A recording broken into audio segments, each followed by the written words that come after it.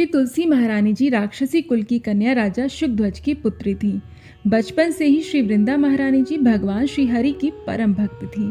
श्री हरि की उच्च कोटि की भक्त होने के साथ साथ वो एक परम तपस्वी और एक दिव्य आत्मा थी, जिनकी महिमा को संपूर्ण राक्षस कुल जानता था। इसी दिव्य सतीत्व के कारण राक्षस कुल के महागुरु शुक्राचार्य ने श्री वृंदा देवी के पिता शुकध्वज से उनका विवाह जालंधर से करने का प्रस्ताव रखा, जिसका जन्म समुद्र से हुआ था और समुद्र मंथन से निकले 14 खजानों पर अपना अधिकार मानता था। श्री वृंदा महारानी और जालंधर का विवाह हुआ। उन्हीं 14 खजानों को पाने के लिए जालंधर ने देवताओं से युद्ध करने की घोषणा की। जालंधर की पत्नी श्री वृंदा महारानी जी के सतीत्व से सभी देवतागण घबराते थे। इसी कारण महादेव जी भी जालंधर को युद्ध में हरा नहीं सके। फिर सभी देवतागण श्री हरि के पास गए।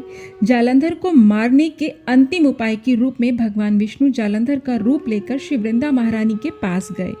श्री वृंदा महारानी जी ने अपने पति का रूप धारण किए हुए श्री हरि को विजय तिलक लगाया। ऐसा करते ही उनका सतीत्व भंग हो गया। इसी स्थिति का फायदा लेकर देवताओं ने जालंधर का वध कर डाला। श्री वृंदा महारानी जी ने ये सब जानकर श्री हरि को श्राप दिया कि आप काला पत्थर बन जाएंगे। अपने शुद्ध भक्त के वचनों का सम्मान करते हुए श्री हरि ने गंडकी नदी में श्री शालिग्राम शिला के रूप में प्रकट होने का वचन दिया। श्री भगवान ने यह भी कहा कि श्री वृंदा श्री तुलसी पौधे के रूप में प्रकट होंगी और वे अपने शुद्ध भक्तों के द्वारा दी गई भेंट को बिना तुलसी पत्र अर्पण किए स्वीकार नहीं करेंगे। और साथ ही उनको ये भी वरदान दिया कि वे उनके साथ श्री वैकुंठ में उनकी पत्नी के रूप में वास करेंगी।